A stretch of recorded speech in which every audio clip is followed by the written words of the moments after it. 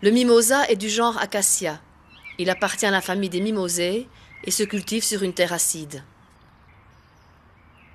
Le sud de la France, et plus particulièrement les départements du Var et des Alpes-Maritimes, sont favorisés par un climat hivernal d'une grande douceur et une lumière d'exception.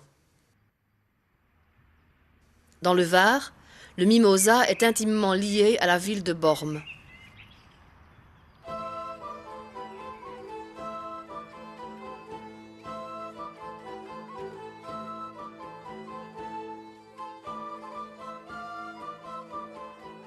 En raison du nombre d'acacias présents sur le territoire, les autorités ont décidé de rattacher cette particule fleurie au nom de la localité.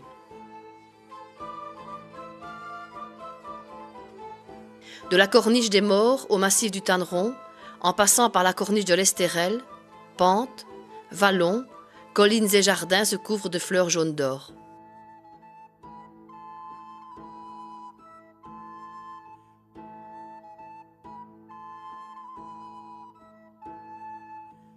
Un pépiniériste nous explique les techniques de culture de cette plante.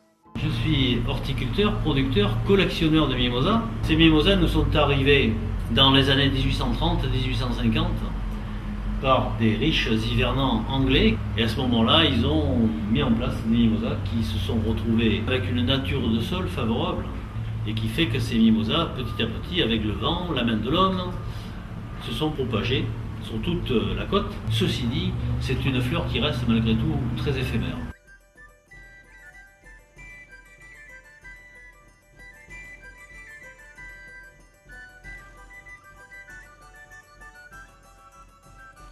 Le mimosa résiste au gel tant que la température ne descend pas sous la barre des -8 degrés centigrades.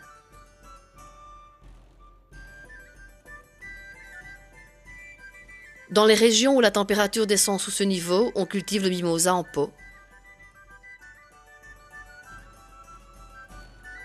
Cette culture nécessite un rempotage annuel dans un contenant plus grand.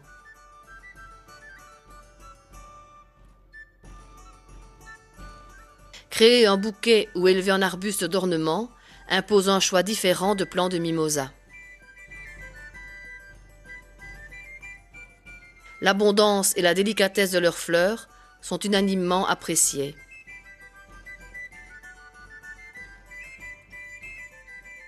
On retrouve à l'état sauvage ce genre de mimosa également en Bretagne, sur la côte atlantique, la côte basque, mais encore sur le Tanneron à côté de Mandelieu.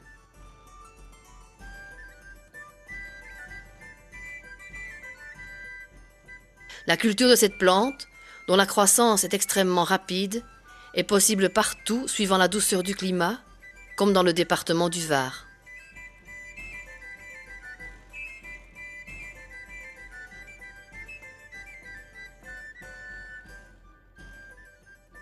Les plantations ont donné à Mandelieu-la-Napoule son titre de capitale du mimosa.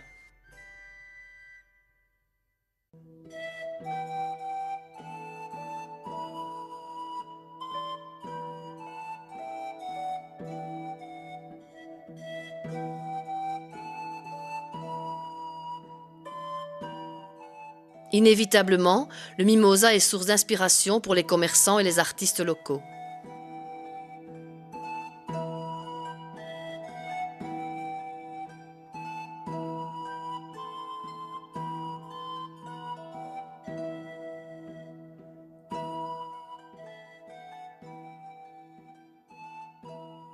Symbole du soleil, cette période de floraison est célébrée tous les ans, au mois de février, par une grande fête empreinte de tradition et de folklore local. Son organisation en est confiée aux habitants de la commune. Cette festivité, tout en préservant son aspect populaire et folklorique, contribue à soutenir l'activité des mimosistes locaux.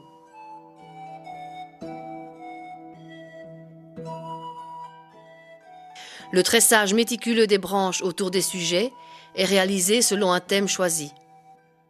Cette année, les grands hommes de l'histoire de France.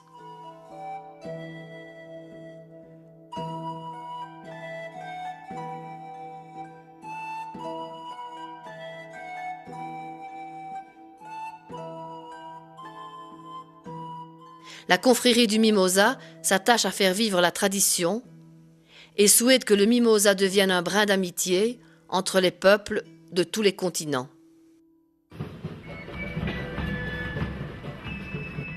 Véritables virtuoses de la mélodie, les tambourinaires jouent d'une main du galoubet, petite flûte très aiguë, tandis que de l'autre, ils battent le tambourin.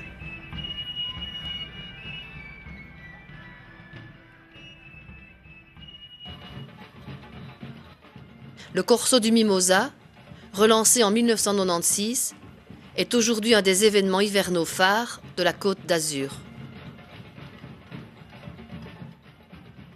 Depuis cette résurrection, pas moins de 75 000 visiteurs participent à cette grande fête populaire.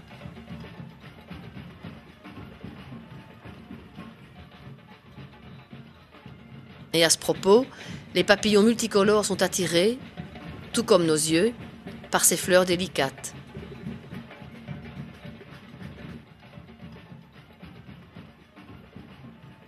Le terme corso tient son origine étymologique du nom italien, signifiant le lieu où l'on sort, où l'on parade.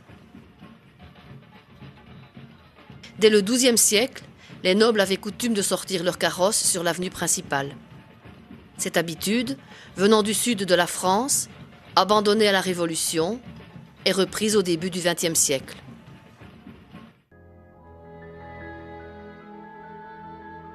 Pivot de la route du Mimosa, c'est à Mandelieu-la-Napoule que commence la route d'Or, berceau de la culture du mimosa. Ce massif abrite la plus grande forêt de mimosa d'Europe. Plusieurs mimosistes ouvrent également leurs portes pour faire découvrir leur métier. Je suis mimosiste, c'est-à-dire que j'exploite le mimosa. Nous avons nos plantations de mimosa situées au cœur du massif du Tanneron.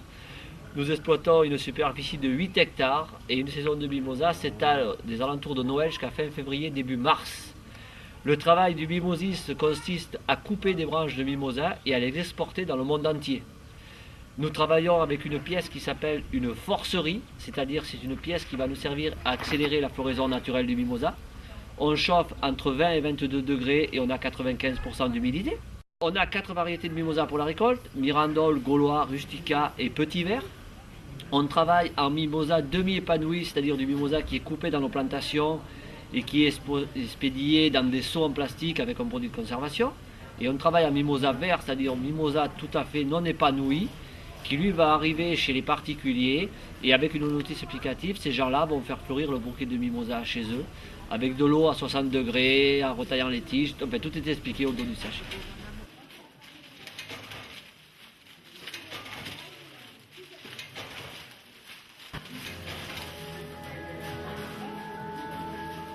L'essence naturelle du mimosa, appelée aussi l'absolu, est utilisée en cosmétologie et dans le domaine culinaire pour les bonbons, le sirop et la mimosette, gâteau que les pâtissiers confectionnent pour célébrer cet événement populaire.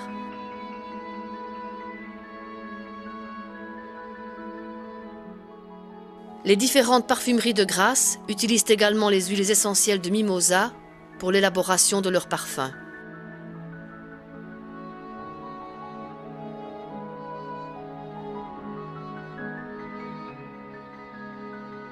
Au XVIe siècle, Grasse est une ville célèbre pour ses tanneries.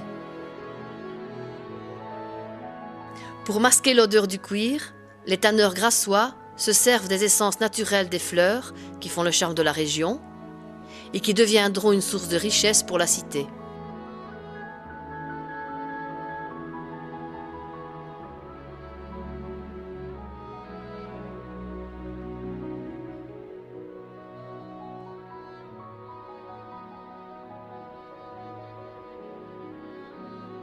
Aujourd'hui encore, par la concentration de puissants établissements industriels de matières premières aromatiques et à leur savoir-faire ancestral, elle demeure un pôle emblématique reconnu dans le monde entier.